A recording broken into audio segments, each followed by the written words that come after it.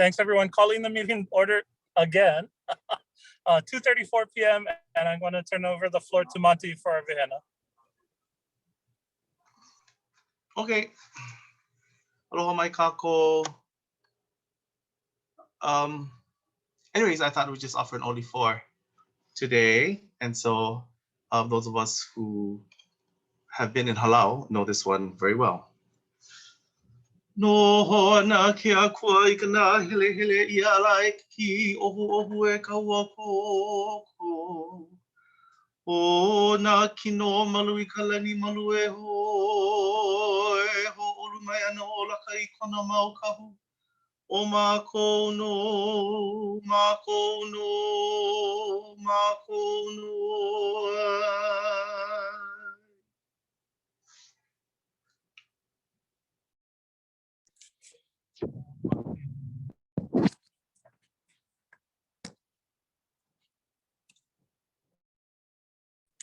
So I just want to start by saying our farewell of sorts, Monty. I'm super bummed that we don't have you on the commission after this meeting, but super grateful for all of your efforts. And I know that you have expressed your desire to remain engaged in festival planning, even not as a commissioner. And I also just wanted to open the floor if others wanted to share their mana'o and mahalo with Monty as well.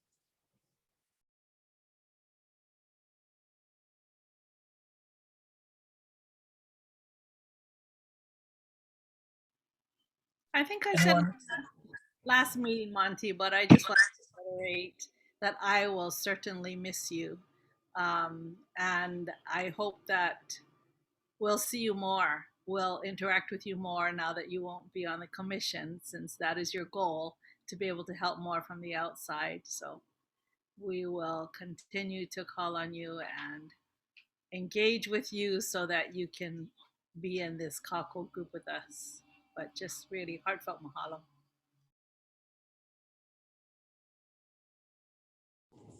Thank you. Any others?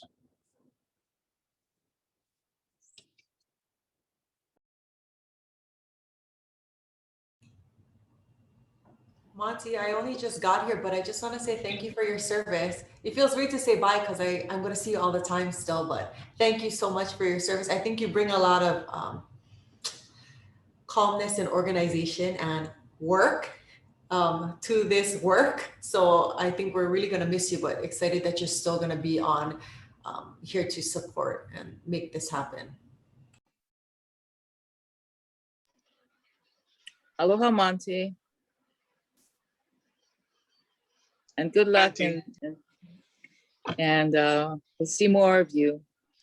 I just wanted to say from when I got on, I've been with you, so mahalo.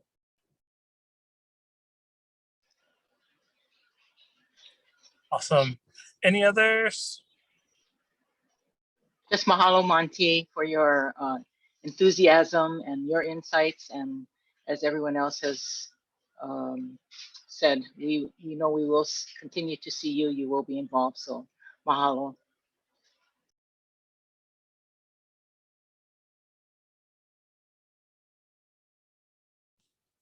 Okay, any others? Chair, I just wanted to let you know that we have one more commissioner that just joined us. Snow is here. Awesome, thank you.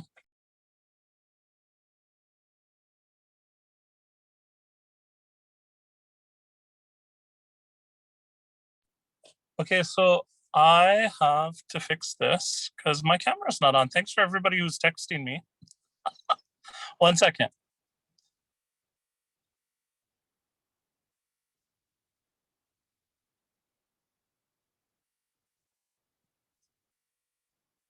Thanks for your guys' patience.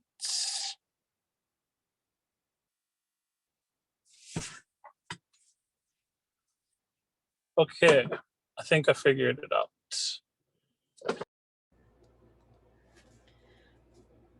Chair, I'm just also letting you know that Representative Onishi also just entered our meeting. Awesome. Thanks, everyone. I'm trying to move my camera. I feel Sorry, I'm crooked. giving you the play-by-play since you weren't on camera. No. Thanks, everyone. So to Rep Onishi and Snowbird, we're just saying our mahalo to Monty. He just did our vihena today to open up our meeting. And so we're just saying our mahalos to Monty. Oh yeah, mahalo ya oe ke hoa. He's not off the hook yet though, right? Programming. Okay. Rep, you wanted to add something? Oh, terrific job, even though I didn't hear it. I'm sure you did great. Good to see everybody. You did. Sorry I'm late. That's okay. We're all back together, reunited again. It's been a crazy couple of weeks and session and all kind work things and life things and all the things. So I'm just gonna go ahead and ask for the next agenda item. So actually 2 steps back. Everybody got the meeting distribution, all the minutes and all that good stuff?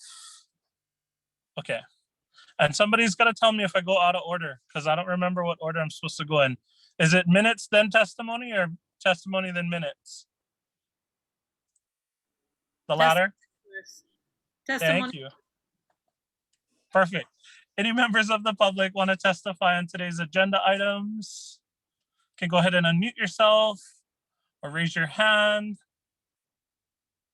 Going once, twice. Wait. Yep. Wait. Sure. Oh, yeah, I can't start my video. Anyway, you're saying that request for proposals for sponsorship development services is going to be coming up. And I just wanted to ask the question that I can put in my proposal in that under that sponsorship title. And I'm assuming that, so Auntie Jackie, is that you? Yes, it's me. I can't, my picture's not coming up. I don't know No why. No problem. So today what we're discussing isn't for actual proposals today.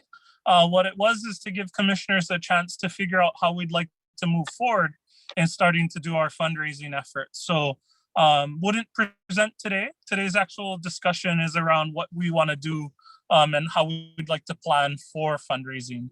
So eventually, yes. In today's agenda item, not for actual presentations, if that was your question. Yeah, because I brought this proposal to you guys, last year in March. I've since repackaged it and come up with another idea to increase this, to make more money for the festival. Okay, awesome. So, yeah, so not today. Like I mentioned today, we're gonna go consider the process as a committee, but not actual decision making or anything like that.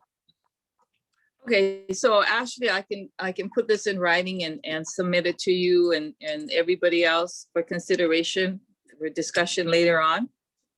Eventually, yes. So today is to figure out the process. And then once we know the process, then we can let folks know how to submit. Okay, that's it. Thank you.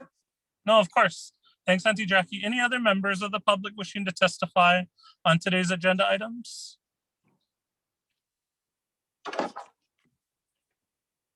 Any others? Okay, hearing none, I'm going to go ahead and move on to our next agenda item, which is the approval of our March 8th minutes. I've made my corrections before they've even hit your desk. So in case I've missed something, the more eyes, the better. Members, any questions or comments on the minutes? Okay, I'd entertain a motion to adopt the minutes as unamended. So moved. Okay, it's been moved by Commissioner McCumber. Do I have a second? Second. Okay, we're gonna give it to Commissioner De Silva as the second. And any further discussion? Okay, hearing none, we're gonna go ahead and call for the vote. So I vote aye. Commissioner McCumber. Aye. Commissioner Salah. Aye. Commissioner De Silva. Aye. Commissioner Bento. Aye, mahalo. Commissioner Onishi. I think you were on mute, but it looked like aye. Aye. Okay, thanks, Chair. Commissioner Lum. Aye. Did I miss any commissioners? Did I get us all? Okay, I see head nods. Yes. Okay, moving on to our next agenda item. I just wanted to update everyone on Senate Bill 696. The bill is scheduled to be heard tomorrow in the House.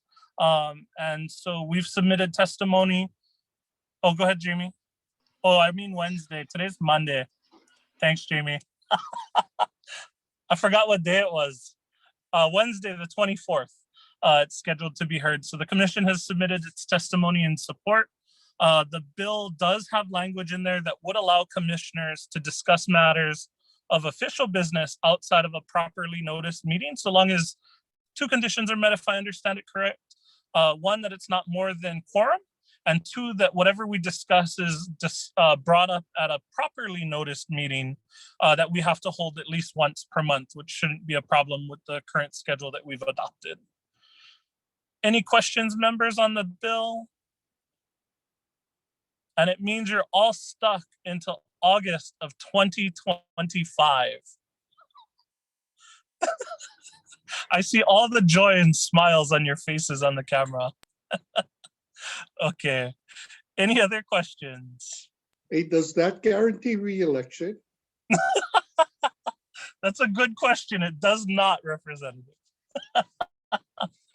But I don't think you should have any problems. Okay, anything else on the bill? I think it's a good compromise. You know, certainly we had endeavored to make sure that the public was aware and is transparent. That's why we host these bi-weekly meetings or every other week. They're also on, you know, Facebook Live, as well as Zoom here.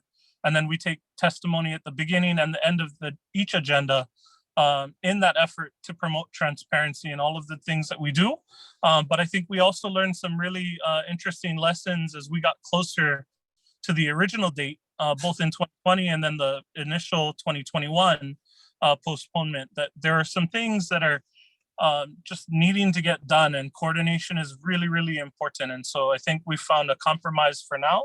But I think as we move closer to 2024, we may need to revisit that issue after that. Okay. Kalani? Yes. Kalani, this is Margaret on. I just wanted to ask you, I did not see your testimony, so I wasn't sure whether you were asking for the additional proposed language that we had originally spoken with OIP about? No, so what was included in the last version is what is remaining in as it came back to the House, or as it came over to the House. So it's the less than quorum can discuss permit. Was that your question, Margaret? Well, the question was whether you had requested the additional amendment that OIP had proposed to the last committee. The last committee did not adopt it, and I didn't know whether you wanted to encourage the additional amendment for the next hearing, at the next hearing. As of right now, no. I think my intention for us to discuss here, ultimately we need a bill to survive. And we need a bill that can pass. And so the idea and the logic or strategy is that we would support the current draft language that I outlined that allows less than a quorum of us to discuss official business outside of a properly noticed meeting, so long as we discuss that same business in a properly scheduled and noticed meeting at least once per month, and no more than a quorum, less than a quorum of members. So I think for the early stage planning that we're doing right now, that we're able to achieve that and make that work for us, so long as we can keep the commission alive. Okay, great. Thank you, Connie. No, thank you, Margaret. Okay, any other questions? Grayson has a question. Go ahead, Commissioner Bento. Kalamai with my No, all good. background going on. Does that also include subcommittee work? Perhaps if we wanted to create subcommittees, right, to do some of this work that can be brought to the commission. I know we discussed it, the possibility of subcommittees previously. Yeah, we can. The short answer, unless Margaret has a different opinion, is our committees, our subcommittees, that we would get our community and practitioners, right, saying we want to get the carvers and those guys together. I think that's who you're referring to. Certainly they can meet and discuss as freely as they need to, because they're not actual commissioners. However, if we were to have commissioners present at those meetings, it would need to be less than a quorum of members, and anything discussed would need to be brought up and as part of our discussions in our properly noticed meeting that we have to have at least once per month. So those subcommittees can meet and work as needed because they're made up of community members and not necessarily commissioners. Great, mahalo. Thank you for the No, clarification. thank you. Okay, anything else on the bill? Okay, the next agenda item was our recap of planning to date, and what we had originally, or what I had originally envisioned, is that these quarterly meetings would be a time where we could update all of our bosses, as it were, right? If needed. And so I got some advice and recommendations that that's not really needed right now. Everyone's sort of really busy and got their hair on fire with all kinds of stuff. And so we elected not to do that. What I did want to discuss, though, is if we needed to put something together to go back to your leadership, your various leadership, is there anything that you folks feel like we need to put together now that would be helpful to you as a commission member now to update your leadership? Like a slide deck, is that something helpful? Are you guys just in touch with them? And we can sort of assume that those updates are happening and that you folks are taking care of them individually, or did you need support from the commission? For us, I think the last time we provided an update, it was November 2020. I think during that meeting, we went over program schedule and we listed it by the dates and some of the activities. And I know even back then it was tentative and we were going to go back and possibly revise some of those. So I think the last update in terms that we gave was November, and that included the program schedule. And I think we also did descriptions at that time too. I can't remember, but I remember a lot coming out of the November meeting. Yeah. I think my intention was just to make sure that, you know, your leadership feels engaged and up to date. And so I'm trusting you as the designee to make sure and, you know, that each of you are updating the folks that you need to, but wanted to make sure we created a space that if you needed support, we could. Kalani, just speaking on DVED's behalf, the director is kept up to date. So I think, thank you for the offer, but I think we're okay in terms of, you know, needing any sort of additional type of slide deck or anything like that. No need. Okay. We'll just continue to, keep Mike Okay. updated. Perfect. And I think likewise, I've been doing that with John. So John's really aware of what's going on a regular basis. We have our Monday leadership meetings. So I think I'm good on the HTA side. So sounds like it may be a mute point. Anyone else? Okay. Sorry to be the outstanding one, but I would love something like a paper to present, because remember, our administration is also new, as I am. Yeah. Like most of you are still remaining. It would be good to be, because they're aware of FestPAC, we've discussed it, but very casually. So I think anytime I can give them like a paper that says, look, these are the things that we're moving towards. I realize we're probably not in a place to do that right now, but if we can, maybe after this meeting, we will be. Yeah, I think we're pretty close to being able to do that. The short answer is, I know we already have some materials that may be helpful to you to get mayor and cabinet up to speed. But just know those come with a cost though, yeah? We start asking for FTEs and budget with those handouts. I got you. Jacob, you got your hand raised. Yeah. Would it be worth possibly doing a presentation like how the commission did previously to Mayor Caldwell and his cabinet? Would it be worth doing another presentation to Mayor Blangiardi and his cabinet? I know there's some people who are still there, but I think for many of the department heads, they are new. So they may need a FestPAC 101 and why, you know, why this is coming here. I know the last time it was with Senator English. I think Monty was there and Misty. So it may be worth doing another one to the Sure.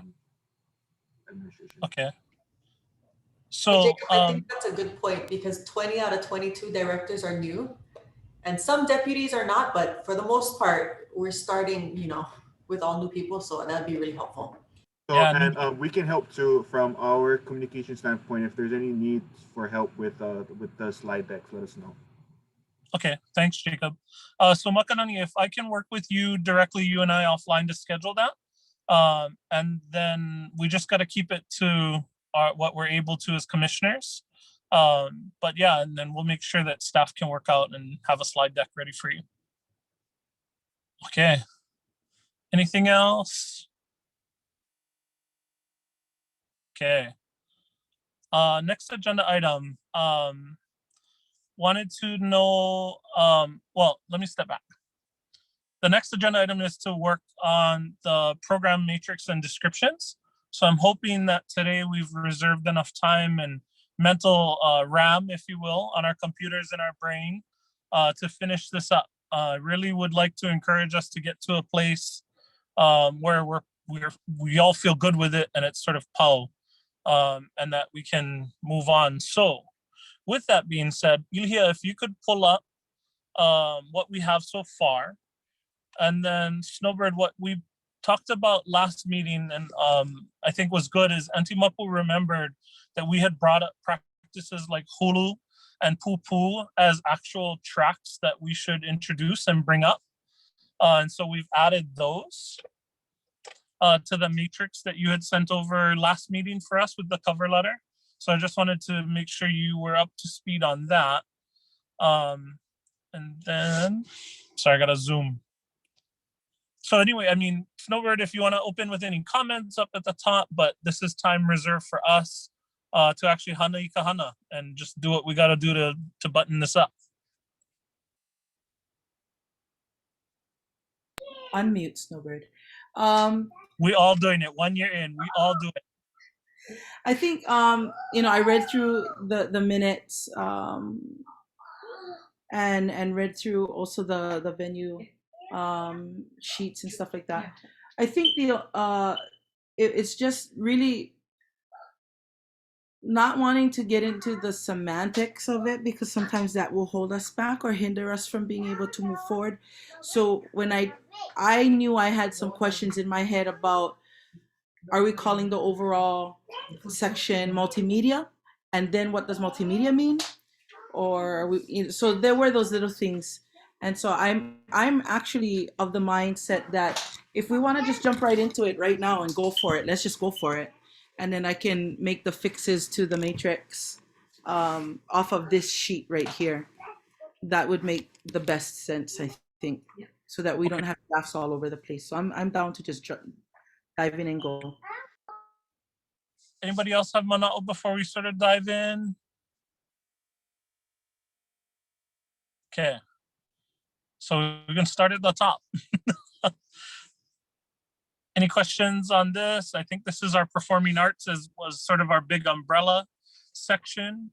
We okay with that term? And please just go ahead and unmute if you guys want to share something. Yeah. I know there was a discussion about contemporary and traditional because really the festival was started, I think was Kumu Mapuana. I think she was the one that shared that the festival was originally started to look at the traditional things of each of the cultures because those are the grounding tenets of who we are and continue to be. And so I'm wondering if out loud, if we need to make discrete delineations between contemporary and traditional.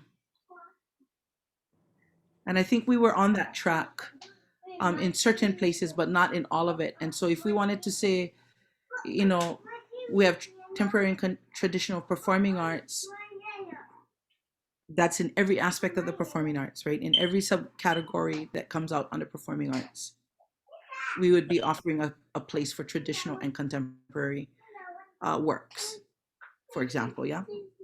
Okay. Atimaku, any thoughts? Anyone else? No, I don't. But looking at what Ilihi is doing, I think under this, it makes sense under oral traditions. Drama and theater, I think, are more contemporary already, so I don't think you need categories there. Music and instrumentation, that would be another good place to um, put the traditional and contemporary. Not sure if you want to do that with a jam session. I think we still need to be a little more. I think we still have to decide what we want the jam session to look like, and then put the description, have the description uh, show that, or do we just want to leave it totally open, mic, and whatever happens happens? Yeah. You know, Kumu, I was thinking about that when I was reading through it. I know exactly. I think I know exactly what it is that we want to make sure that it doesn't. Oh gosh, I don't want to say it like this because then it'll sound as if I'm placing a judgment on the kind of music people make. But I would say that it, for example, a group like Sudden Rush, they're hip hop, they're unapologetic about their hip hopness, but they could not have gotten to that part of their genre if they didn't come from grounded things like their Olelo Makuahine and Hawaiian music. So it does make me, and even in the Hawaiian music community, for example, there's big conversations about what is Hawaiian music. Is Jawaiian Hawaiian? Is the influence of reggae in Hawaiian music Hawaiian music? What about Hawaiian jazz or swing or hapahaole?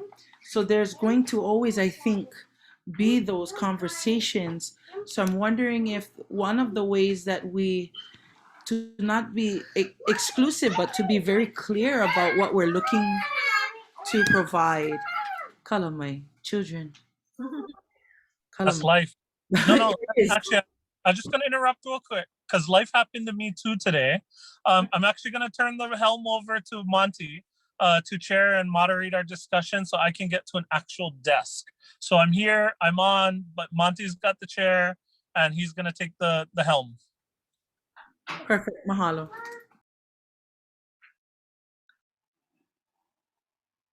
So yeah, Kumu, I just wanted to make sure that we were clear about where we wanted to go when we make those distinctions so that we're not seemingly exclusive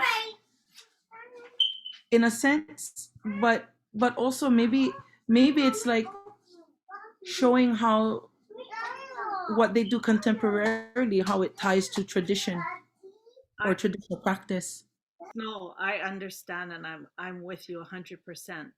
I would love for those kind of groups to have a real stage to perform on, and not just have an open mic jam session.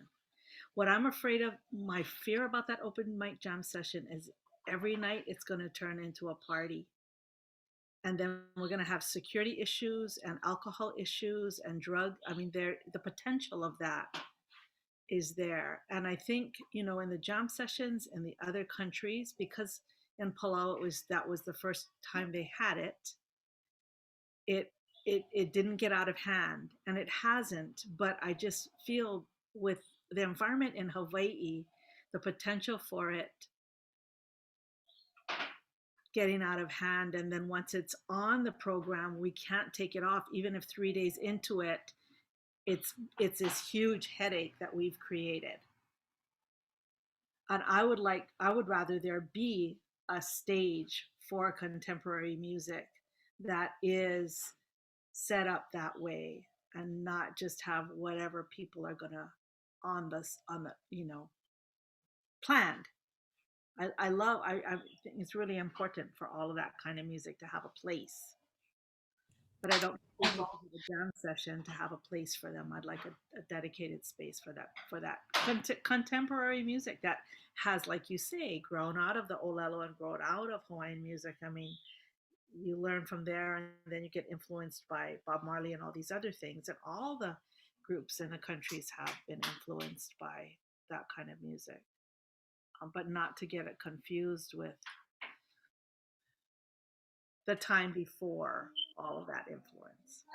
Mahalo, Anaki. I completely agree with you, and I don't mind to strike jam session if we cannot figure out a way to put into place the guidelines for keeping it, true to what it needs to be. Truly a place for people to come and share their music. So And I think that jam session idea or the Kanekopila idea, because everybody's going to be staying at UH, I think it's going to happen. But it's going to happen just naturally and organically instead of having a stage where it's a performance. And I think, I mean, that's the kind of jam session I'm like totally in support of. What do you think, Monty? No, I agree. I think naturally that when everyone's gathered, it's gonna take place, and that's just gonna be natural, extemporaneous. And then I know that in the past too, we've talked about events that are not part of festival but occurring during festival, and letting these other groups take control of that. I remember a conversation about New Now, and they wanted to have this consortium about new about coconut and have all different aspects, and people from all over the Pacific share about their new culture, about how their culture uses coconut and their folk tales. And at one point, I remember they were going to have their own event during festival. Um, so I do think there still are groups out there that will naturally plan things around festival time. I think Senator mentioned before that some of the politically focused consortiums or groups will have events naturally during the time. So I think some of these things that we're talking about might naturally go to another group. It might be in their wheelhouse. It might be things that they are better at doing. So they might take over those things. So we might look to those groups. I can think of a couple of groups that could possibly do that, like a Project Kuleana group or a Mana Maoli group that focuses in on the music and the traditional and contemporary music genres and bringing people together around the music. I agree. I have a question. So I took these buckets to my staff, and we had a discussion about it. And one of the things that they pointed out that they feel is missing is art as social justice or art as resistance. And maybe this sort of fills the music that we're talking about right now, is that contemporarily art really is a place for us to practice social justice. So maybe that's another bucket. I'm not sure that includes more than just performing arts, but that's just one of the call outs that they gave.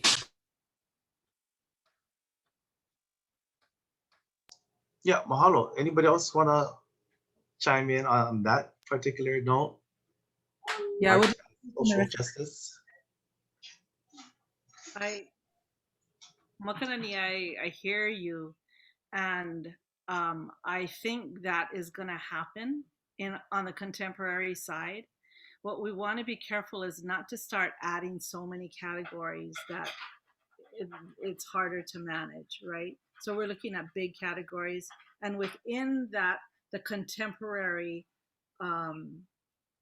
visual arts, definitely the work of social justice, artwork would definitely, even in music, in theater and drama, I think it'll be included, but we don't want to start making all these categories, and it'll happen on its own. We're looking at to make the bigger categories of music, traditional, contemporary, and then within that contemporary, it can expand in all the issues that are important to us. Oh, I agree. We definitely don't want to be too prescriptive, and we have enough categories as it is, I'm sure. I'm just thinking also, if the traditional to contemporary, are we leaving it for the delegations themselves to define, I'm assuming, what is considered traditional and contemporary, just so that we can have consistency across the delegations?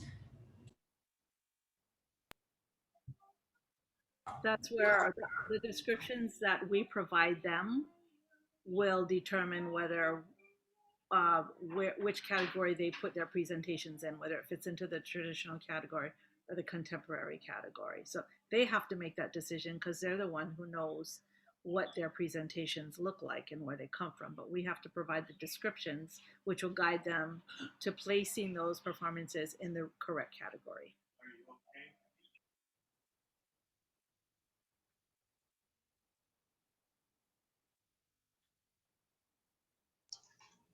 Okay. So I think I was watching some notes that were taken. Yeah, there it is, about the social justice and resistance. Then we want to move on to the next part. So we had oral traditions, music and instrumentation, and then, well, I see choral singing has a highlighted notation.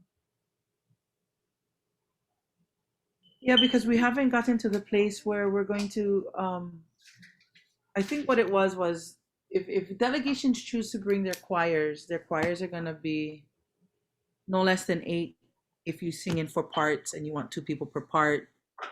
And so we were talking about ho'ike ike versus choir. And so this idea that all around the Pacific, people sing and because they sing, not necessarily because they sing in a choir. And so I know that when we first brought this particular thing up, that's what was being tossed around. And do we want? Is there a need for a space for choirs? Or, for example, Aotearoa, if they bring their kapahaka group sings, and the kapahaka group could possibly be in the, I don't know, in the pageant, in the fashion show. They could, they're going to be the performers for traditional and probably some contemporary things. But you can see how that group is not necessarily a choir, but they could fulfill those kinds of things. And so, do we keep choral singing in because that is part of the mix of traditions? Are we talking about specific choral music and singing accompaniment like you would do, say, because of church? I'm that's where we were still up in arms about, and that's why the highlight was still there. I want to talk. If I have some ideas on that, Snow. I agree with you completely. We haven't had choral singing as a separate category in the last 5 festivals. And even though there are choral singing groups here in Hawaii, I don't think we necessarily have to have it as a category that is gonna. So these categories, if we look at it as they're equal, right? So the music and instruments, the drama category, the choral singing category, each of these big buckets of categories should be comparable in what we're offering, in what we're, in the importance of it and how much space it's going to take up in our programming schematics. And I look at choral singing as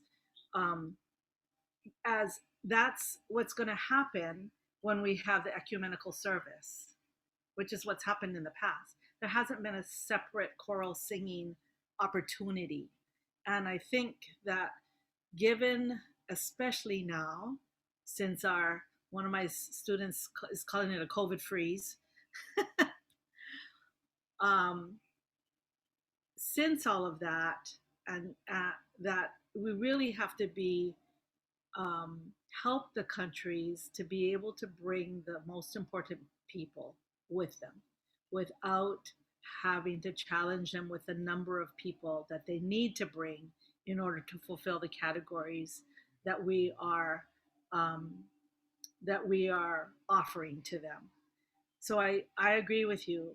Hawaii is different because well, we don't sing in that same way, choral singing, unless you're in church. But for a lot of the other countries, it's just part of what they do all the time, and we have kind of grown out away from that. Um, but there still can be opportunities for our choruses to sing. We don't have to have the category in order for our choral groups to be included in our programming. That's what I'm saying. If we make the category, then that's going to challenge the country, the visiting countries, in how many people they're bringing, where their numbers are. And then it challenges us back because now they want to increase their numbers in order to fulfill this category. And we're going to have to provide that many more beds and food and all of that. So if we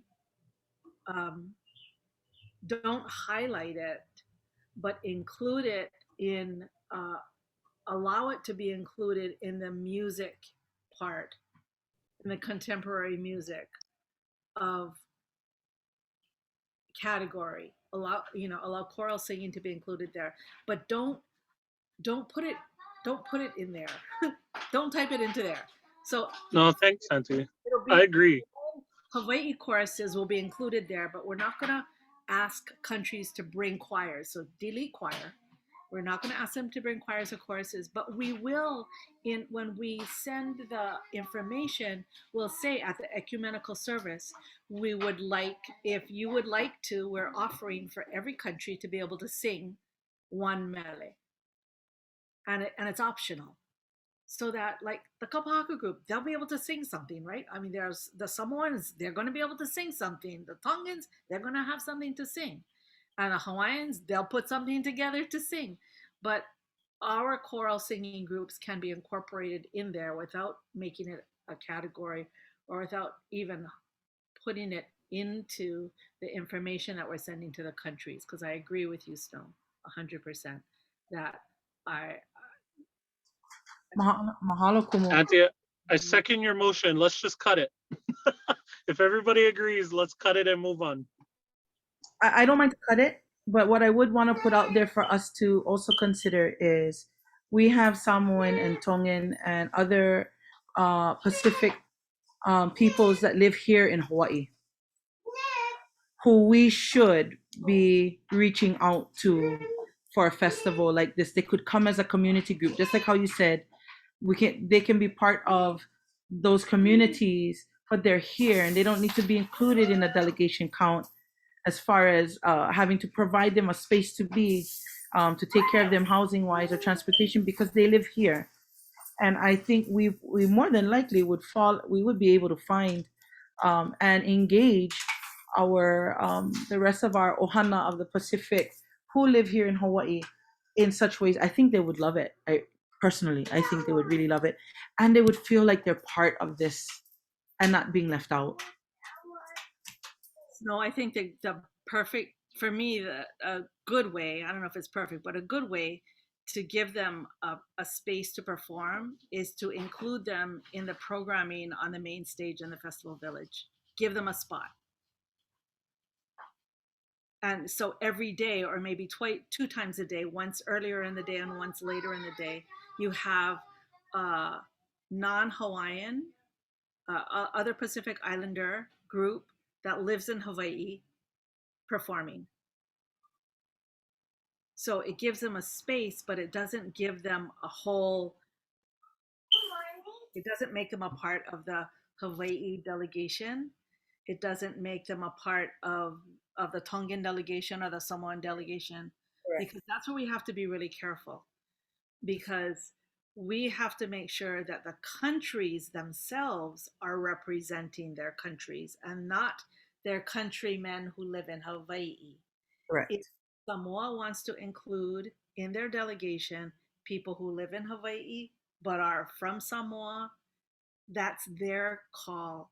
But we cannot make like, okay, the Tongans and the Samoans have a space, because then we are putting those Pacific Islanders who live here against the people who actually come from those countries. So that's where we have to be really careful. if there's a space for them, and maybe it's not the main stage, because maybe it should just be official delegations on the main stage. Which now I'm talking out loud, thinking this through, because if we allow them to be on the main stage, then other outside groups are going to want to have a space too. And then what is that main stage for? Maybe that should only be for official delegations, but maybe there is another place, another, maybe Bishop Museum, or maybe High Sound. I agree. Thank you. Chair, can I offer a suggestion that instead of us cutting out, so we already know we want to have some discussion about this, instead of cutting out choral singing or any of the categories today, could this be something that the subcommittee for programming gets together, discusses, and then formulates recommendations for the commission to vote on?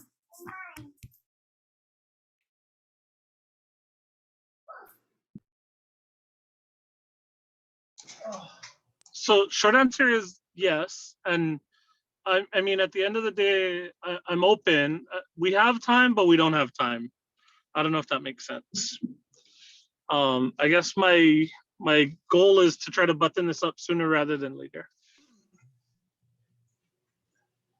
I agree with that sentiment too. And I think in terms of just this one category, not to belabor everything, but originally it was added because there was a choral festival and it was supposed to be at Kauai Ha'o Church. And so there was a venue and there was a group that was going to do it, and then it got cut out. So I do think, to me, when they perform, they're going to do everything. They're going to dance, they're going to sing, they're going to play, there's going to be storytelling. So I agree with just removing this from discussion for now, and just moving on.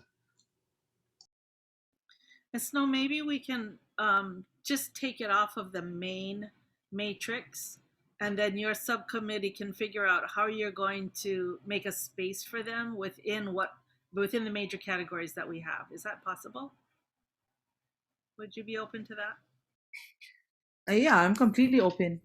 But at the same time, just to devil's advocate a little bit, if we're saying that there are certain things that we find are slightly missing from this, choral singing is gonna be one of them, because our people do sing that way, and it is very much ingrained in the cultural aspects of our learning, whether it's considered traditional or not. And then we could have all the actual breakdowns of how we even get to choral singing and all that kind of stuff. But I do agree that we can just table it for later discussion, and then more than likely it'll be nixed, but figuring out where we can be inclusive with some of those types of groups that do sing like that people can hear, like you're saying, Kumu, probably not on a main stage, but maybe on some of the side stages or side venues that might possibly come up.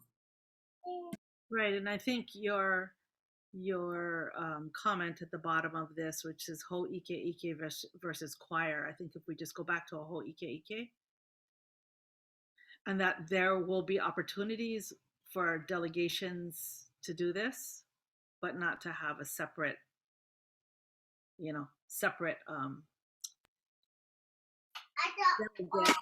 that's all they do. Yeah. So I agree with removing it from the overall as a discrete category, but that we do consider places where we can invite groups that might do this kind of singing to come and perform. Definitely.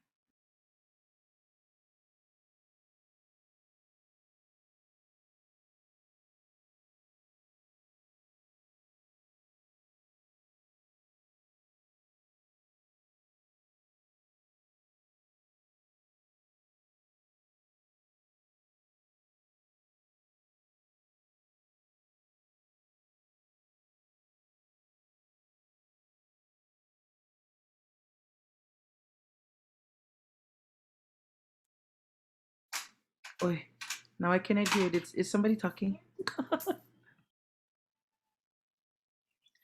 I'm not comfortable putting this social justice resistance there.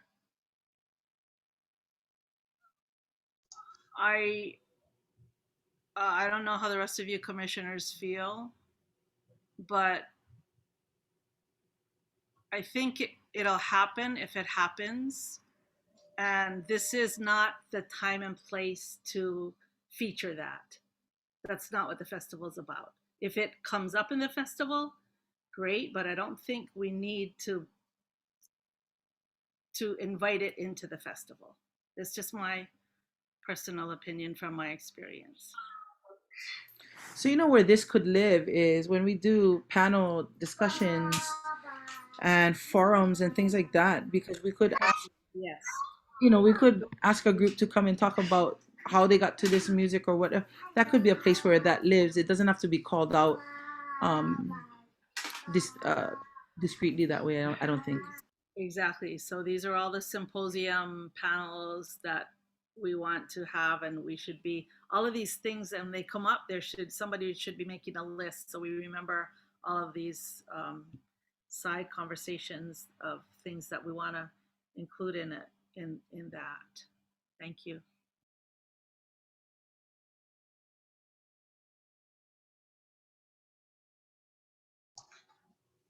Okay, do we want to move on to the next one?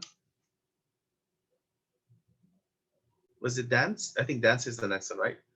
Dance performances that focus on dance styles, performance, or choreography that are part of a long established history and culture that continues to exist, a dance that is habitually done or adheres to a particular tradition, and then under contemporary, dance performance or performances based in tradition with contemporary expressions. I think to be honest, in some cases there'll be groups that say, oh, we're both. We're traditional and contemporary. Right. To be honest, I think in a lot of categories they'll say we're both. And it's not to say, Monty, that one group has to be one category or the other, because just take hula. We have traditional hula, which is our older kahiko. We have contemporary kahiko that is based on tradition, but very contemporary. Auntie Maka would tell you she's never seen that before. And then we have more contemporary hula, which is awana. And we do it all. So it's just to say we want you to perform your pre 1900 mele under traditional, and your post 1900 mele. I'm just thinking just generally for Hawaiians, and your post 1900 mele. Even if the subject matter is pre 1900, if it's written and choreographed after, it's a more contemporary expression. It's not like we have hula that have been passed on for pre-contact, right? That's our traditional hula. The hula that was here in the 1800s for all the Kalakaua family and all of our ali'i. Those to me are the traditional hula. And even all of the hula kahiko that Uncle Kihe has written for Pauahi and that we've done at Founders Day, that's contemporary kahiko. In 100 years, if they're still dancing it, then it will become part of the traditional repertoire. But until then, it's still contemporary. That's my take, my personal take on how that breaks down. And do you think, Auntie Mopu, that we need to say those things in these descriptions here to give those time markers, or? Yeah, I think it might be a good idea just to help to aid the countries in trying to decide which category their presentations are going to go into, because I think the countries are the same situation we are, where they have some really old mele and then some more newer mele, but still old, like 1920, 1930. That's still old for today. That's 100 years ago. But when you look at the timeline of all of our hula, 1920 is still modern for all of the hula that we have before 1900. We have so many before 1900 that we can keep our traditional in the more distant and the farther in the past. Yeah. I wonder if there's a distinction that's made, and I'm not sure if this is stepping into a touchy situation with our delegations and country participants, but I wonder if it just has to be with those dances and chants and songs that might come pre-contact. pre-contact so that we're not putting necessarily a date on it. Because like you just said, Kumu, 1920s is contemporary for us. There's Right. people that we consider contemporary that are made in the 30s and 40s. But But yet it's in other 100 years countries, ago. maybe it's not going to be. It's still, that's still like they Right. weren't, they didn't have the Western influence to the extent that we did in 1920. Theirs maybe didn't come till 1950 or 1960. So That's right. things are, fluctuate. Okay, thanks everyone. So I'm just kind of wondering, and I'm just hearing out loud. Monty, thanks for taking the helm. I am back at a physical desk, which is wonderful. I'm curious, as I hear you folks discussing this, those are all going to be really important things. But what it starts like we're sounding to get to, and what I'm afraid of is I don't think, and I don't know, this is open for debate too, so I just want to qualify it.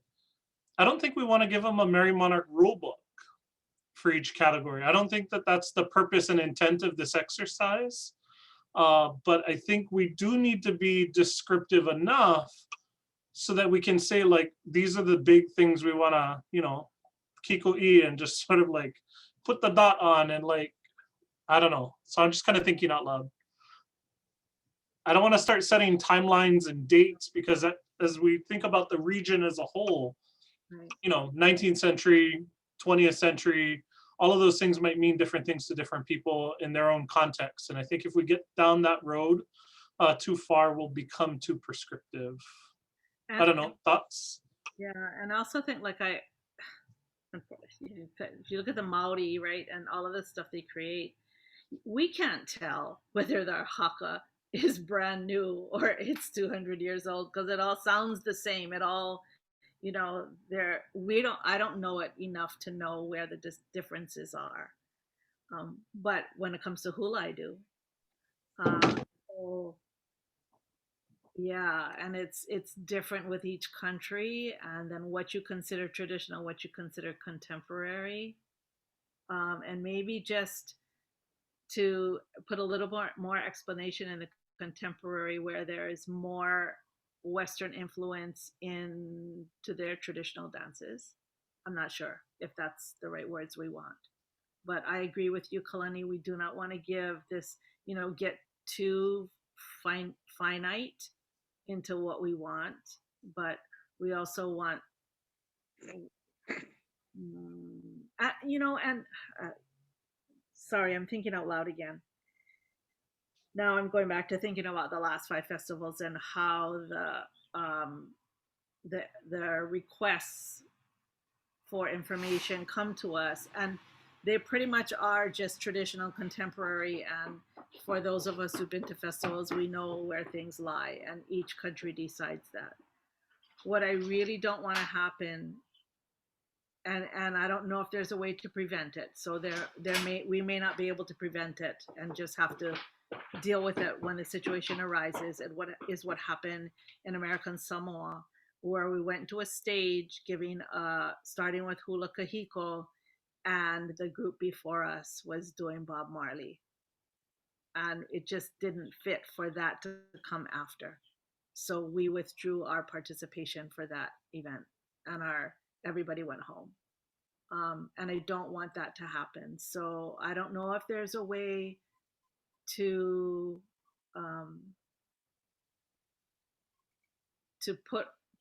describe this, or if there's a way to make that point with the countries, or if we just have to, if that situation, we have to know. I don't know if there's a way to prevent that from happening to other countries, right? I wouldn't want that to happen to another country. I would feel really bad that we didn't plan well enough. So Yeah. that's why. No, thanks, Jesse. I think that's where all my concerns come from, because it happened to us.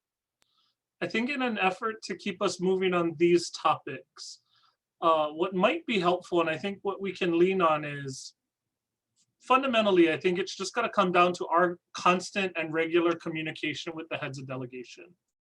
I think that's the only way we can truly get to a place of clarity for everyone, is if we make sure that we really double down on communication and making sure that we're with the heads of delegation regularly in advance of the festival. I appreciate today's conversation, but I also just don't want to keep going round and round and round. And so I kind of want to encourage, sorry, I'm gonna be the bad guy. I just want to encourage us to keep moving. And my recommendation would be that if you see something and it bothers you and causes you heartburn, bring it up. If it's something that you think we can address with heads of delegation in direct communication, then maybe, we can deal with it that way. I don't know. What are you guys' thoughts? Okay. I agree. Okay. Okay. Onward and upward. So dance, traditional, contemporary, next. Sorry.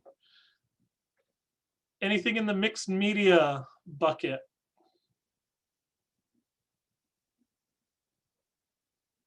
Okay, no heartburn, no Tums needed. We have to add an S to pieces, sharing of published works, academic works, or pieces of music. Thank you. Okay. Anything in the fall? Snowbird, you had something, or sorry, I cannot tell if you're talking to us or somebody else. Okay, published academic works. Okay, film and video. No heartburn. Okay, photography. Okay, visual arts. Indigenous languages. Okay, living arts. Carving. Okay, these ones we gotta add a little bit of meat to. So kapa, hulu, pupu. Any thoughts that we can give Ilya and dictate so he can type them in? I can go through and do the definitions. Okay. Anybody got any like bullet point stuff? No, for that? Thank you. I just remember the conversation when we were talking about kappa and textiles and differentiating, but we don't need to go into that, but I just bring that conversation back up. Okay. Awesome. Tattooing and body ornamentation. Okay, weaving. Okay. Nobody wants to change it to plating. Okay, just checking. Voyaging. Okay. All right, we're in the health and wellness bucket. So food security and sovereignty. Just for clarity's sake, that's food security and food sovereignty, not necessarily sovereignty itself. Okay. Oh yeah. Okay. I'm curious. I have a little bit of heartburn with this one. What is it like? I mean, what would availability of traditional foods look like? To me, that sounds like a very granular, specific topic we might cover in a discussion around food security, right? Like, what is the availability of traditional foods to us?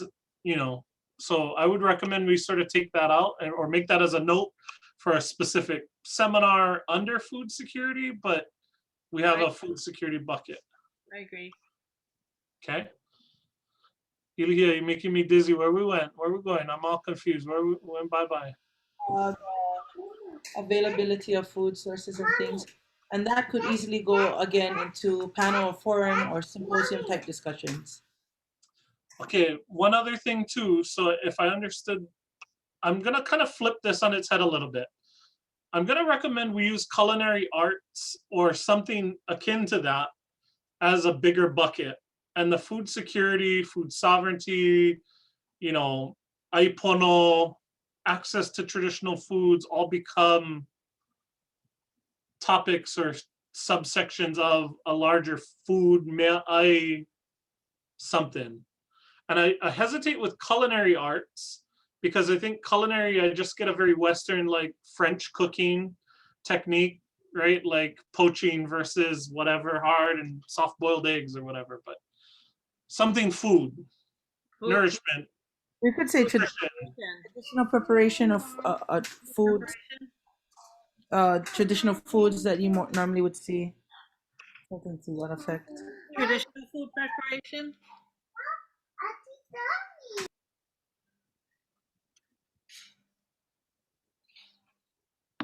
Commissioner McCumber is smiling. I'm calling him out.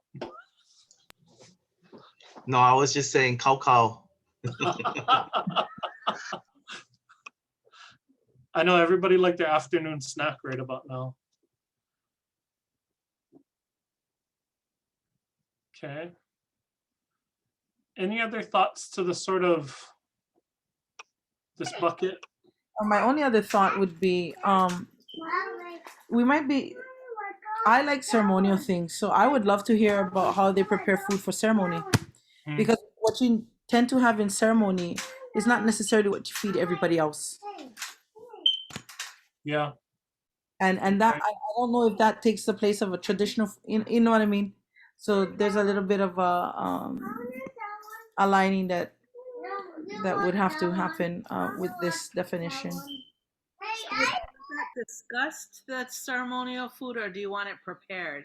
And is it okay to prepare ceremonial food for no ceremony? Right. Or even looking at food sources for medicine, as medicine. Like la'au lapa'au, I think we might have it somewhere in here. Yeah, I think we have la'au lapa'au somewhere. Mm-hmm. We should. It should be under this health and wellness somewhere. I think it was in this section. Jacob, you had something? Yeah, I think for Lua, I mean, I'm kind of don't know how I feel about Lua being under health and wellness. I mean, as a Lua practitioner, I feel that that's a traditional art. Okay. and- Jacob, I'm going to interrupt you. I'm going to time out. We're stuck on food right now. We Oh, come sorry. to Lua next. Okay. We're going to stick with food for now. Sorry.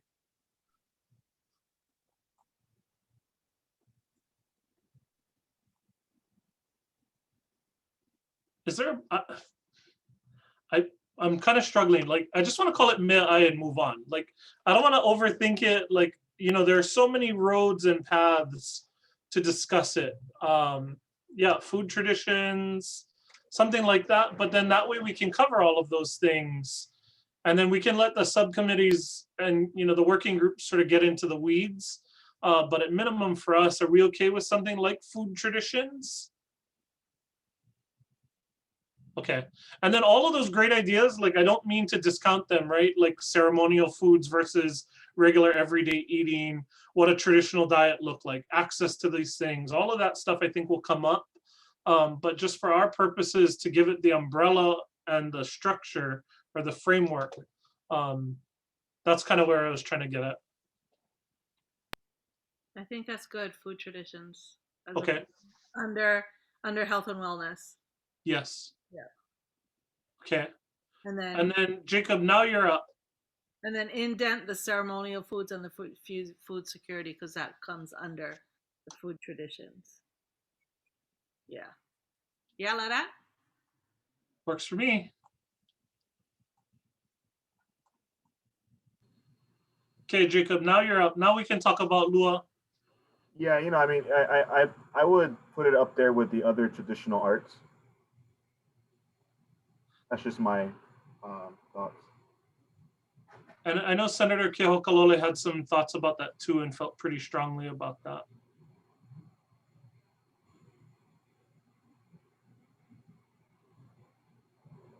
We okay with putting that up there with those others like Ilihia has it? Okay, I see a couple thumbs up. Okay. And then, so under health and wellness, now we have the healing arts. And so we got our big bucket as healing art. And then Ilihia, can we just indent? Yep, perfect. Anything else there with that section on healing arts? Okay. Here, you want to add lapa'au to la'au?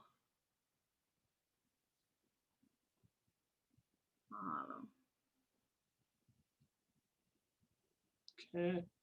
And then ohana, I think it's a good descriptor, right? We're talking about the family unit. The Polynesian family system of Ka'u, Hawaii. No, I'm just kidding. But that's really what this is, right? And then we'll do a seminar on Nana Ike Kumu, volumes 1, 2, and 3. Okay, any other thoughts on Ohana? Okay, moving on. Special events, I think we were pretty good with the opening and closing, and then our ceremonial stuff. I'm curious though, we left fashion out in Netherlands by itself, and I'm wondering, can we put that somewhere else? Like, should it go up? Usually comes the fashion show usually comes under the visual arts Okay, in past festivals. okay.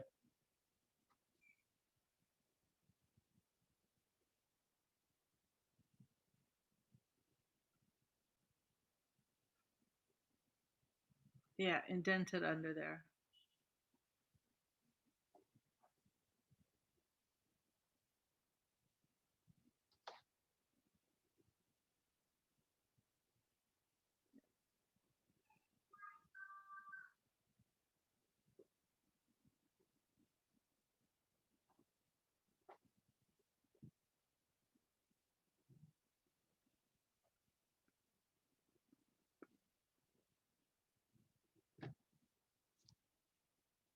And then the pageant also feels weird under special. Yep. Put it under Mahu as an event under Ohana. I'm asking. I'm not. I'm not suggesting. I'm wondering if that's where it belongs.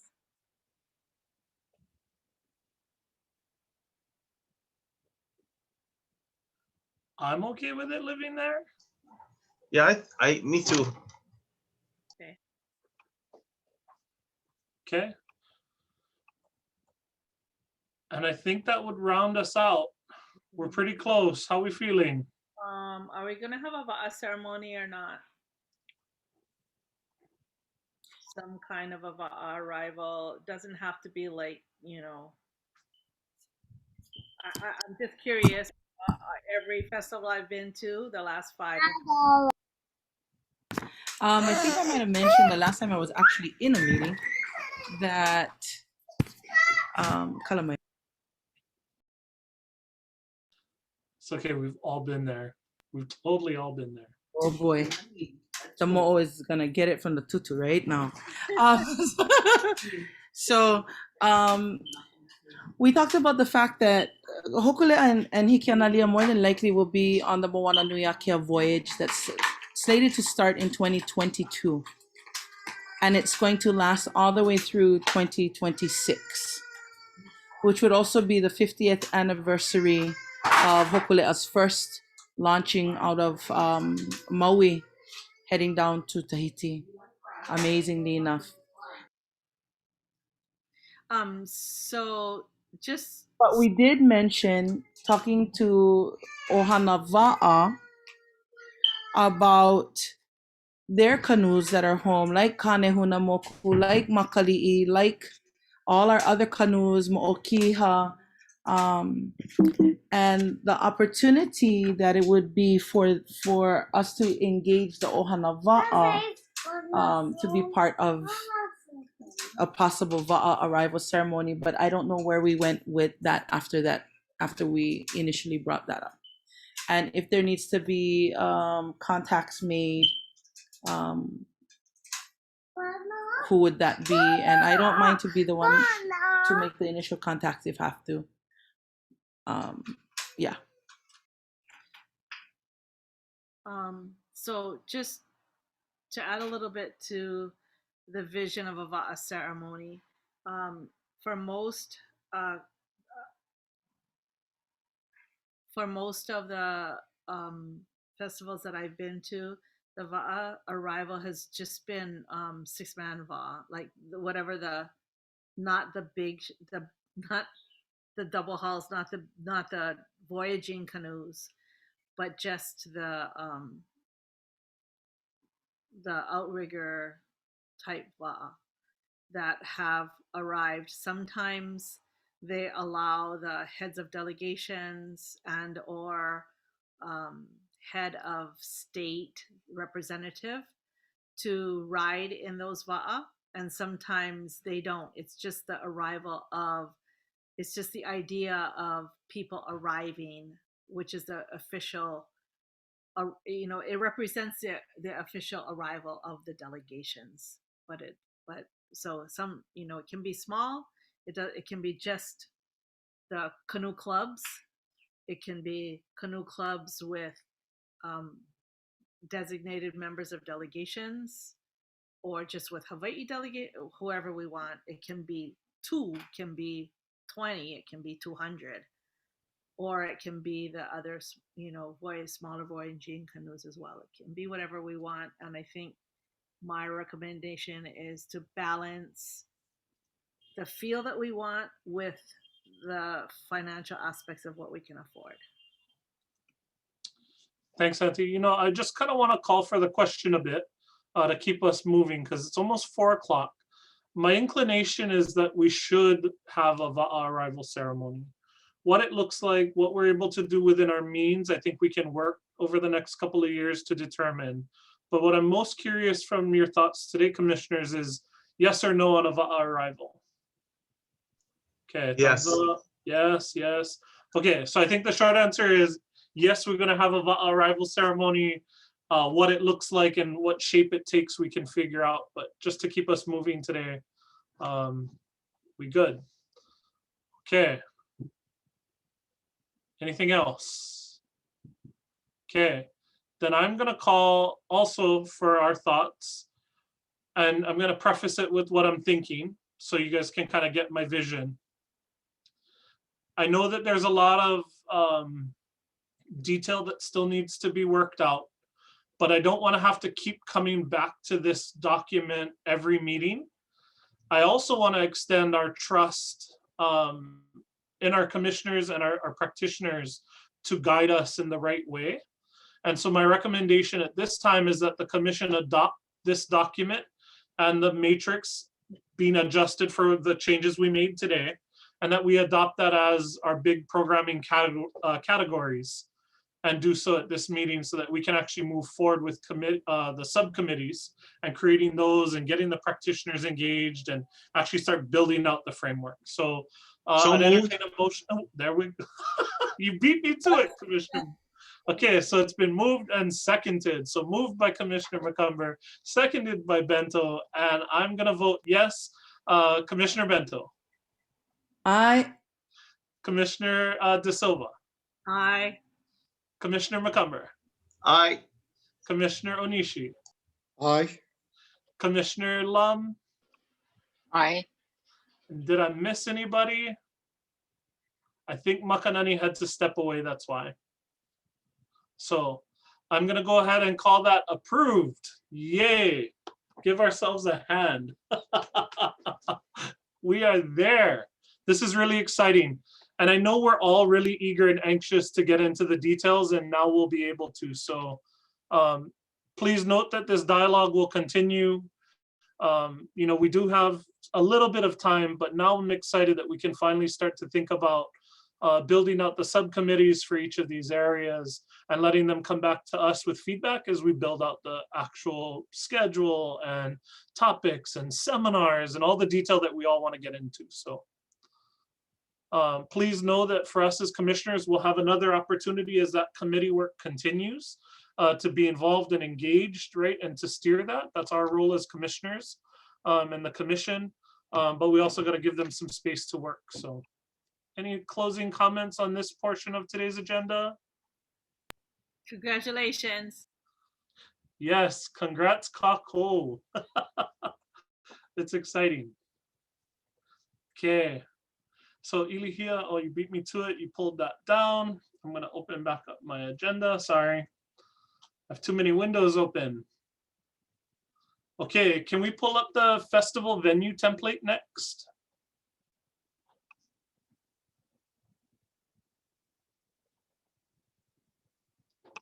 Awesome, mahalo. So just as a preface to this, I think we're pretty close. I made a few more edits after we had our last meeting. And so those edits were incorporated into what was distributed to each of you folks in advance of this meeting. So this is that doc that was distributed. Did anybody have any feedback on the form?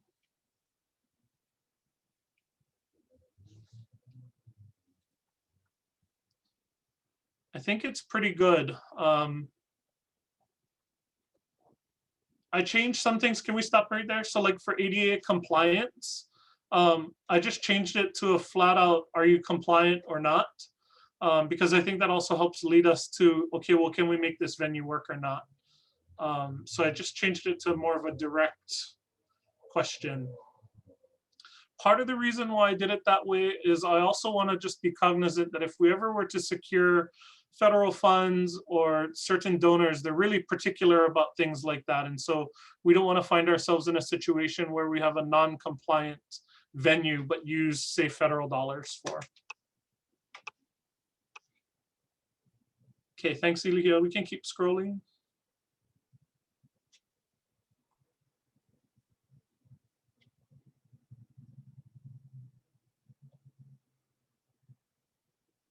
Okay, no heartburn? Okay, so Ilya, this is good. We can pull this down. Staff, let's make sure that we start using and distributing this as the final form. And so what, commissioners, as a reminder, what we'll do is we'll now go out and have us do our homework on the various venues, have them complete the form, and then come back. And now that we have our programming, we know what we need, and we can go ahead and work toward, in the next several meetings, adopting and approving festival venues. So this form will help us to facilitate that information gathering and due diligence, and then we'll come back with those filled out for each venue. Sound like a plan? Okay, moving right along. Agenda item number 8 today was to take a look at the Kuleana matrix, the Commissioner Responsibility Matrix. And I just wanted to check in, now knowing what we know, now knowing who we have on the commission, is there anything that we need to update on this matrix? Are there things that you feel like are better situated somewhere else? Ilihia, can you add a kahako over the first in Mapuana? Thank you.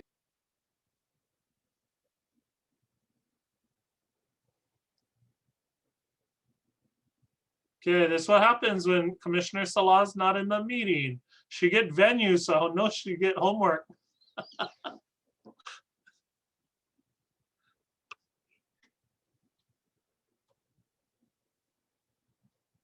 No changes. We still feel pretty good on this. Okay.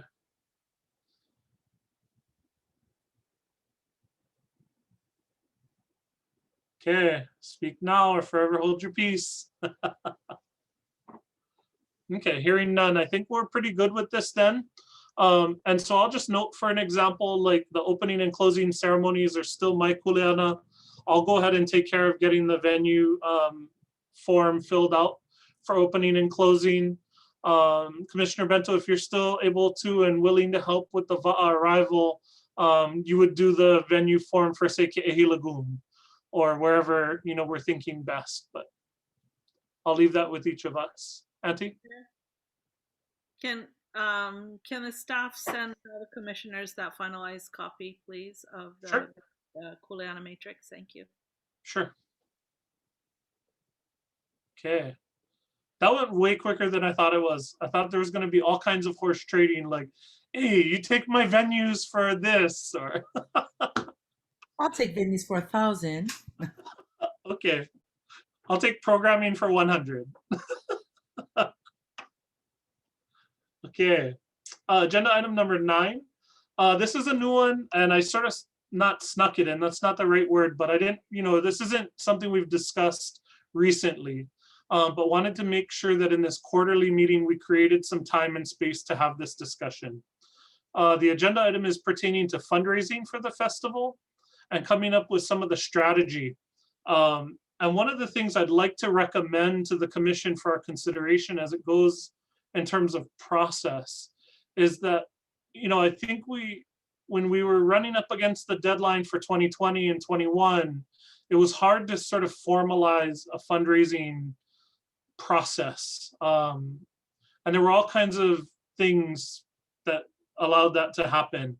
But now that we have the time, my recommendation would be to issue an RFP for sponsorship development services, for lack of a better term.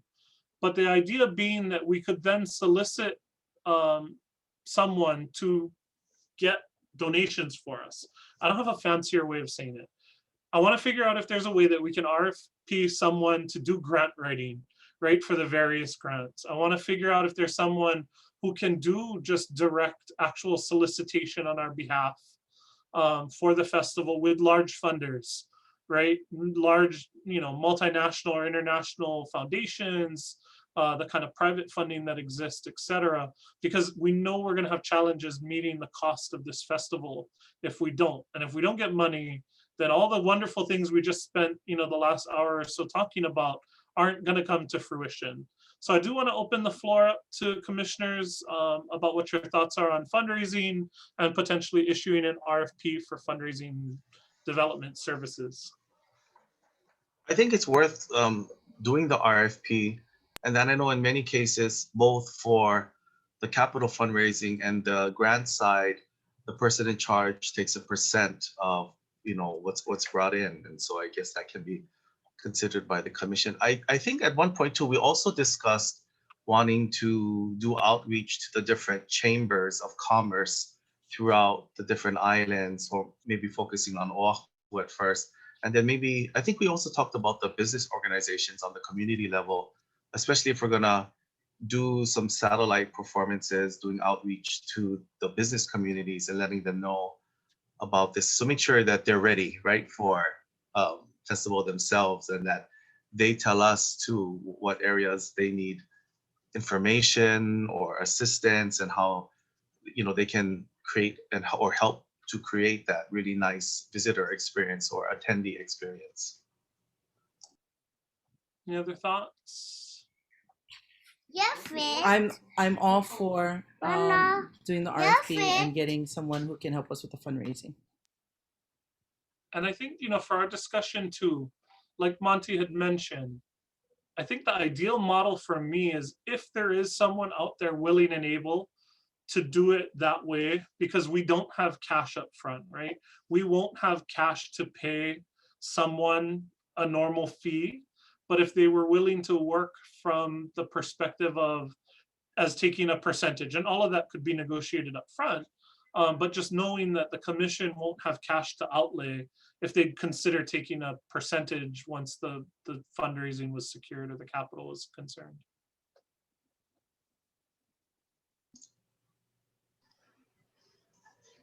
Rep? Yeah, I just have some concerns in terms of when you go out to try to raise this money, to be transparent that, that is a cost that we are, some people feel very uncomfortable that, some of their money is going to a fundraiser, versus, I guess it being just a event cost kind of thing where, it's paid for in the general budget, yeah, and it's fixed. That would be my concern, I guess, that I think it's a good idea. I think we need to consider budget, where we want to be. The second thing is in regards to, I guess, we had talked, right, a lot about fundraising and whether or not we are looking at sponsorship types of things. If all of that's going to be included in the realm of what this person is going to help us do, which is quite extensive, right? I mean, that's a lot of work for someone to have to do. Mhm. No, thank you. And that's really important. And that's why this discussion's really good, is because we all sort of see it through different lenses. Um, I would love, I mean, if we had the cash, I would love to make it, like you said, part of a line item of a budget that's part of just sort of admin costs related toward planning the festival. But I'm just stuck because we no more money at this point, right? I think we got like $1,700. Um, I'm all ears how we can get creative.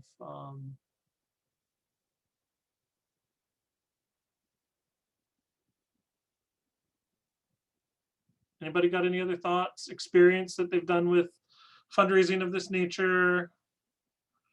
Or does anybody know of anyone that would be willing to, do grant writing on a volunteer basis to help us? I can help with some writing, but not the entire application. Yeah. And I think in general, we can provide a lot of the information to the grant writer too, so they're not really having to do much of that work. But yeah, I can help with some parts. Thanks, Monty. I was thinking, what about partnering with like the Hawaii Community Foundation and maybe utilizing some of their resources, expertise, maybe even their willingness to make a donation to this cause Right. in regards to the overall, budget and stuff. I mean, I know we were going to tap them, right, to Mhm. try to help support us. Okay. I certainly think that that's something we should pursue and discuss with them, right? Like as a initial step. But I also think I just want us to be completely transparent and sort of come up with what our strategy is. Because I think the worst thing that we can do is to try to, I guess, let me restate it. My concern is that we won't have a comprehensive strategy, right? And I think I don't want us to get premature and go out there and start one way and then shift a year down the road to something else. And so I'm wondering, can we set a good foundation now? And I'm open to how that is and what that looks like. But I think early on we had 4 buckets, right? We had state money, we had private funds, I think we had OHA money. What was the last bucket? I think Senator had 4 sort of fundraising buckets. And so just making sure we sort of create that portfolio, and then what the strategy is, right? Because we know we'll need grants, and we'll need to apply to Mellon Foundation and National Endowment for the Arts and all of those things.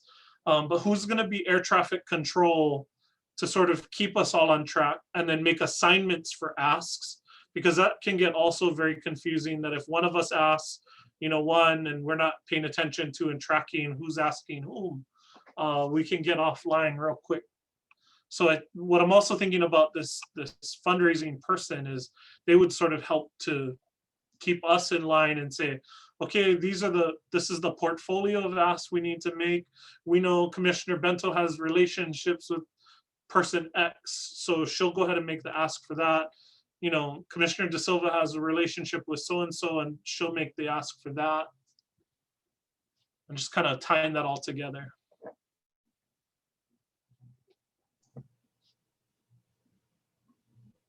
Yeah, I agree. I mean, if we can RFP it and have someone with expertise, someone with time to devote to that, like you said, it'd be better, then they won't miss things, or things will slip through the cracks. I have a question. If we put out an RFP, do we have to award it? No, you can cancel them. So I think it's worth an effort, and see what comes of it. And maybe there's somebody that's just going to be like perfect for the job, and there's going to be we'll have a working relationship. It won't hurt, will it, Rep Onishi, to do an RFP, and if somebody like, wow, this is great, this person can really help us, would it hurt in our efforts? No, it wouldn't hurt. I just think that we need to be clear as to what we want to ask the person to do. Like what our expectations are, as well as, how we have to be clear in our mind how we're going to pay for it, right? Yeah, maybe an RFI rep, right? Like a request for information might be a better process. Yeah, we can be more general, right? Mhm. In RFI, ask people to propose to us, this is what we're looking to do. What are your ideas on how we should fundraise, right? And get proposals, and then we evaluate those proposals for what is the best concept. And they could include how, we would compensate the person. And I think about, like, it's a process, Santi, which we have time, right? So an RFI is something that we put out a request for information. It helps educate us on what's out there and who might be willing to do something. We could always follow that up with an RFQ, right? Which sort of quantifies those ideas from the RFI. And then eventually, and finally, we would issue an actual formal request for proposals where we would actually award business. And to Rep Onishi's point, that would be the time where we would be firm in what money we had, if any, to do it, right? Because we wouldn't ever issue the RFP without the money in hand to award, right? No, makes sense, right? With money, you're not going to do an RFP. So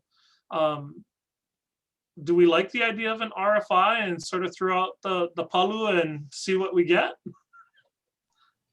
Okay. I like that. I think so too. And I know we had conversations before about RFPs, and I just wanted to know, though, are there any restrictions, statutory that is, for this type of RFP, knowing that in previous conversations, I believe the requirement for an RFP is that you already have to have the money to put out an RFP. Mm-hmm.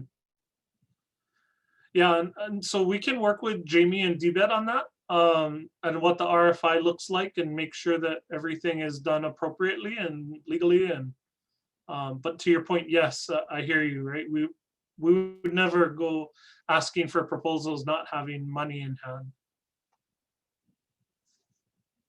But the RFI and the RFQ would probably give us an idea of what we would need.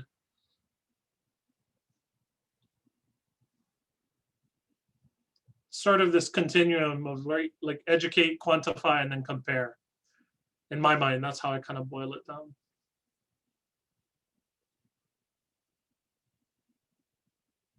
Okay, so I think we're pretty close. I think there's some good consensus around issuing an RFI, a request for information, to sort of see what exists and who exists and all those kind of things. Okay, so what I won't do right now, if the commission is okay with it, and Margaret concurring, we'll go back to DBED and work on a draft of what the RFI will look like, and then bring the draft back for approval and actual issuance, and that decision making to be made by the full commission. How does that sound? That sounds fine with me. Thank you. Okay, perfect. Okay, anything else on that topic? I know we're moving right along. 4:13. We might get to dinner early. Okay, the next one is agenda item number 10. Discussion of intergovernmental support for festival planning and implementation, which is a really bureaucratic way of saying, hey, come help. We need your help. I think we've heard a number of times in our discussions over the years, but in many other countries, this is a national effort borne by government. And what we haven't seen, right, is that the commission and us as members are really the only ones shouldering this. And so my purpose in including this discussion on today's agenda is to find out, are there ways where we might be able to ask departments for help? That different staff members of various agencies would allow people to sort of work on this like a project. And I don't know what kind of barriers there are to doing something like that. Good thing we get our labor chair on our commission for his guidance, because you don't want to be violating anybody's collective bargaining agreements or anything like that. But if there is room to help, since this is sanctioned by government, since it was adopted and passed and signed into law by both the legislature and then the governor, I would really like to see more help from OHA. I would really like to see help from ETS on a technical side, where we can start to figure out ways to leverage technology and gathering information, doing digital forms, so we're not having to, trade paper with the heads of delegation. Maybe ETS can help us build out some sort of intranet site to communicate with heads of delegation, and really just sort of leverage all the talent we have in the state. Because I firmly believe that the festival is also a way to engage people in government that aren't they don't do work in culture. That this might be a unique opportunity to enrich their experiences and the roles that they have in government and across government, to do something on culture and to sort of enrich their experience. So I don't know, just throwing it out there for discussion.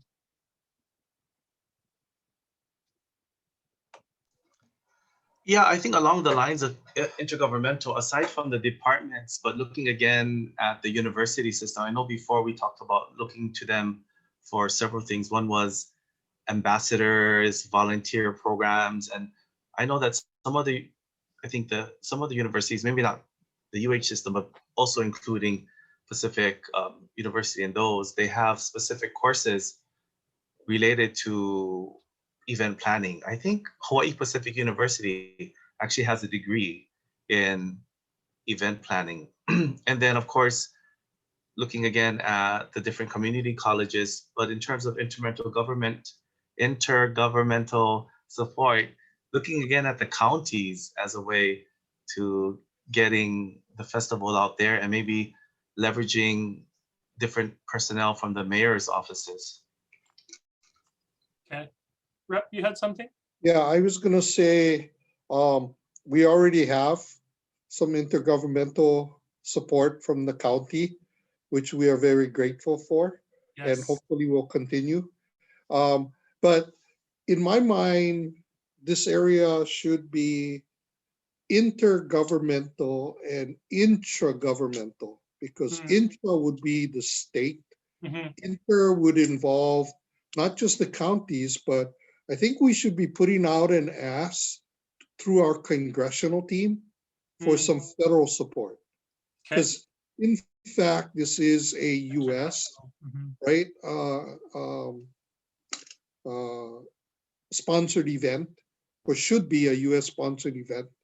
And, I mean, again, I think both myself and Jared would probably be willing to make that request, since we have time, to our congressional delegation to see if they can get us some funding, whether it's through the arts or direct appropriations, kind of thing, for this event. So I think it should be intergovernmental and intragovernmental. Okay. We can definitely look at how the state departments and agencies can help support us. Okay. No, thanks, Rep. That's really good. And if we could just sort of affirm and confirm that if you could make that ask of our congressional delegation with Senator Keokalole, the two of you could take the lead on that ask. I think also something else that was weighing on my mind with this discussion that will take time, but I wanted to have the discussion, was we should come up with sort of the needs, right? I think about it like we would need a job description, right? Like if we knew we needed help with X, then we should be able to articulate what the actual ask is. And like putting together a wish list or a wedding registry for Williams and Sonoma, we would have to have our own ask, right? So web development experience, social media experience, whatever it is. And then once we have that list, then it makes it easy for, each of us then to go ask, whether it was Makarani to go ask, cabinet and mayor, or for us to ask congressional liaisons, or for us to even just other state departments. I call that. I think articulating our list of needs is also going to help us direct to which grants and which funding we could potentially apply for and use. But also when we come to present at cabinet and to the mayor, I think giving people like right up front, these are the things that we need. People are more likely, I think, to jump in and be like, oh, I can take that project on. So I think that's a great idea. Yeah. Because I know like we get asked for stuff all the time and I'm like, well, what do you actually need? Right? Like, so before we go make the ask, part of this discussion would be actually just coming up with the list of the things we need. So what I'm asking of each of you as commissioners, within your kuleana that we affirmed in the matrix today, what are the support things you need? If you can start to outline for each of your areas what those things are, and then we'll come together and we'll bring that whole list together, and then that will become, I don't know what we want to call it, but the list. I don't have a better term for it, I'm sorry. We're gonna make our own Indeed. Christmas wish list. Christmas wish list, I love it. But we're gonna have Christmas in April. We cannot wait till December. Guys, it's only like 8 months away from 2022.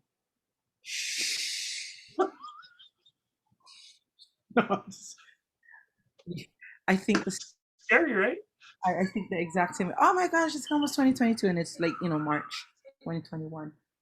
I was thinking to also just, if there are already grants that are available on a state level or a national level that we know about that work within the scope of what we're doing. The festival covers culture and the arts and education.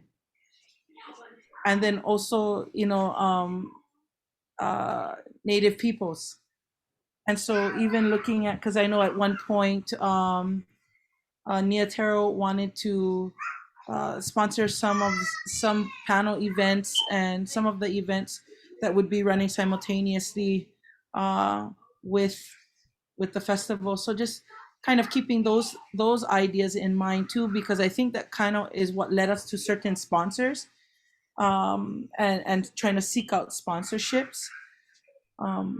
But I can see us trying to take care of our bigger ticket items that we know we need the extra supports on, and then working our way to the smaller ones as well. So mahalo for everybody's guidance in that. No, thanks. And if you guys do see something, like if you see a funding opportunity come up, let's not wait for that RFI or anything. Like if it's something that we can, like, if the iron is hot, if it's like Vela Kahao, let's go. We shouldn't let it pass up. One of the things that actually just came to mind is, should we ask for a presentation from Ka'anani'au about ANA monies?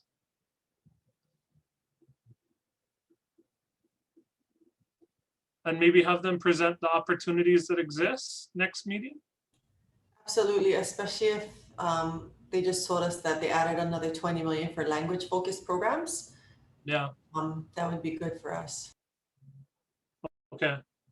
Or if you guys see other ones like that you know of through your regular work, let us know. And if there's something that we just need to hunker down and apply for, I'm sure amongst us, we can figure out the application. Might have to do OHA's community event grant.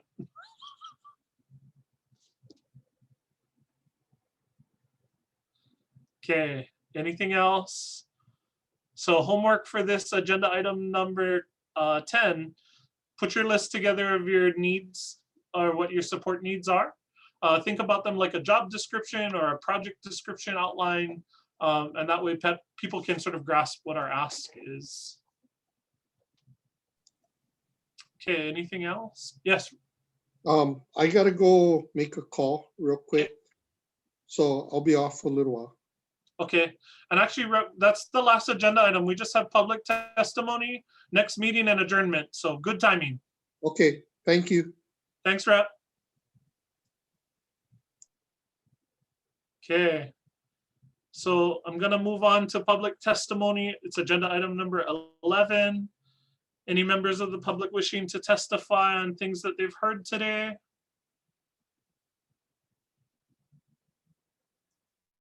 Going once, twice, 3 times, hearing none. Okay. I'm gonna go ahead and affirm our next meeting is April the 5th at our normal time, 2:30. Everybody still good for that? Okay, awesome. I'll take a motion to adjourn. So moved. Got a motion. Do I have a second? Second. It's been seconded. And I'm pretty sure this is gonna be unanimous, Margaret. And if you'll let me get away with it, thank you so much, everyone, for today. Thank you for everything, and so good to see your faces. Oh, yeah. That's fine. Aloha. Thanks, Kalani.